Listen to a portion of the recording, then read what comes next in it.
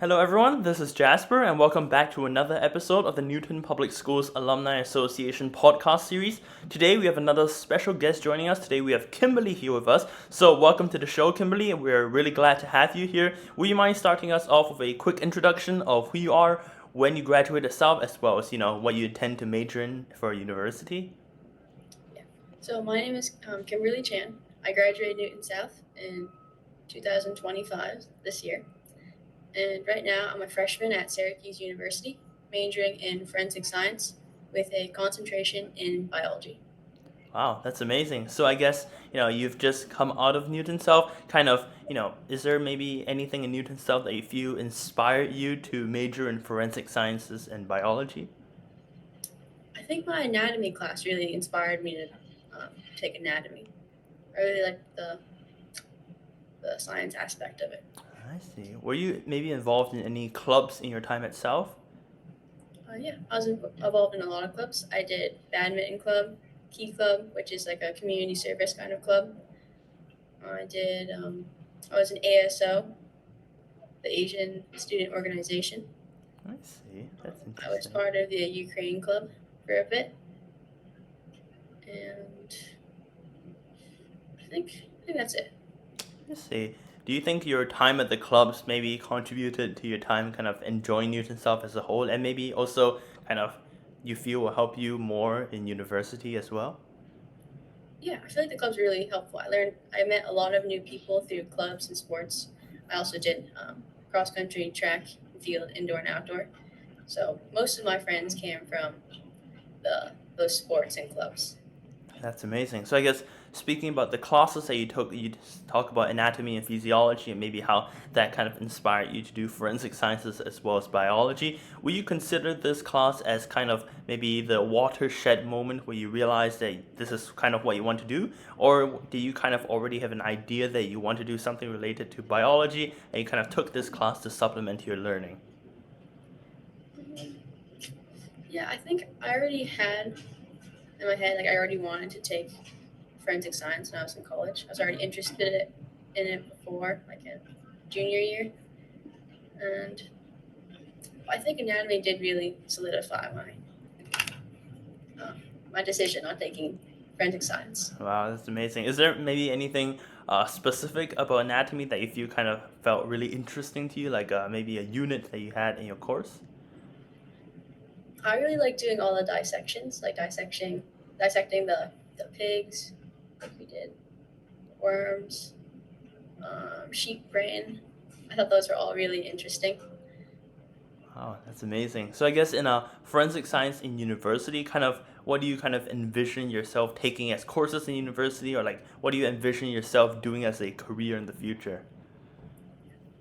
Right now, I'm taking a lot of biology classes. I have a regular biology, I have biology lectures. I'm also taking psychology, a math class, a writing class, and that's it. I see, that's amazing. So I guess at your time at South, since you're really fresh out of South, is there maybe a favorite teacher or teachers that you've had at South that you feel maybe had the largest impact on you as a student, or maybe had the largest impression of you after leaving South? I think Mr. Wilson, he's the um, American Asian Asian American literature teacher. He was like one of the nicest teachers I've ever met. Very chill, down to earth kind of guy.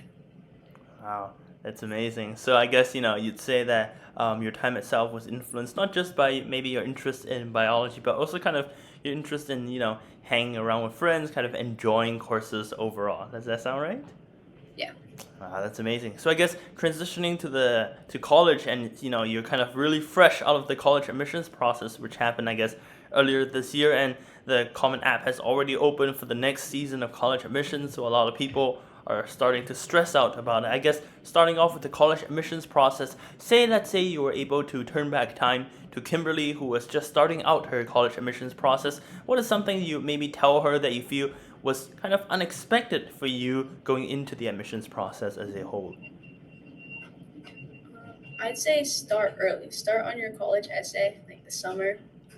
summer of going into senior year, getting that done before starting senior year, or at least almost done, is really useful.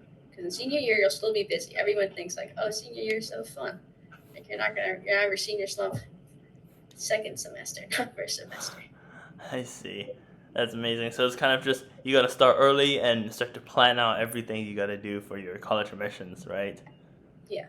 I see, I see. And for specifically for the college admissions, the essays portion is something that like everyone's worried about because you're entering your senior year, what you're going to be using as your material for college application is basically complete, and now it's all about like spamming essays from all these different schools, and each school has like several different supplemental essays. So I guess how do you kind of think about how do you go about doing all of these essays entirely?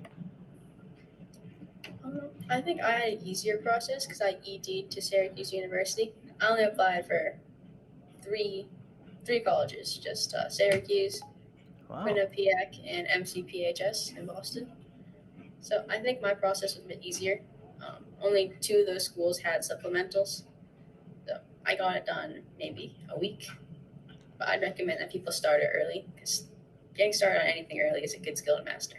I see. So for the aside from the supplemental essays, that's also the main essay, which is going to be sent to basically every college that you apply to, and you kind of write your main essay as maybe a freestyle type essay. So for you personally, how do you kind of come up with the idea of what you are going to write in your personal essay?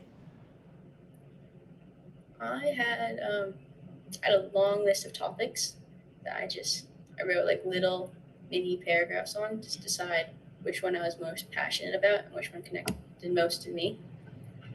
I think one my essay was about how I connected to Winnie the Pooh, Oh wow. like a cartoon character, and I recommend choosing something that's unconventional so they'll stick out more to college application readers. I see. And by unconventional, what kind of maybe topic do you have in mind, thinking that you feel might be possibly unconventional from all the ideas that you brought out before? Well, that's why I chose Winnie the Pooh because I thought that a lot of people wouldn't have chose their essay topic about cartoon character. I see. That's interesting. And do you feel maybe any of the teachers itself kind of helped you through this essay process? I don't think so. Or Mr. Wilson did, my senior year English teacher for Asian Lit. I I think see. all senior um, all senior English classes they have like dedicated time to work on the essay and have peer editing and teacher editing. Wow, that's amazing. So I guess, just to end things off, since, you've basically finished the entire track at Newton South, and there might be also kids in South who might be interested in forensic sciences and biology just like you, and maybe don't really know about the entire array of courses offered by South and all the clubs and activities available at South. So maybe aside from the anatomy and physiology class that we talked about just now, is there any possibly programs or classes at South that you would recommend that kids who are interested in forensic sciences and biology should probably watch out for? Um, Definitely recommend taking a lot of science classes because in forensic science you'll have to have a base major, which is like either biology or chemistry, and I chose biology. So definitely take biology and chemistry classes in high school. Um, and I know there's some other forensics programs. Like there's one from Harvard. That's I heard that's a really good one. I don't think it's too hard to get into either. So definitely recommend that if you're thinking about forensic science. Oh, I see. And speaking of universities, I guess since you applied for ED to Syracuse as well as a few other universities in the early process, kind of what was the thought process that you had when you chose what to apply for in the early season?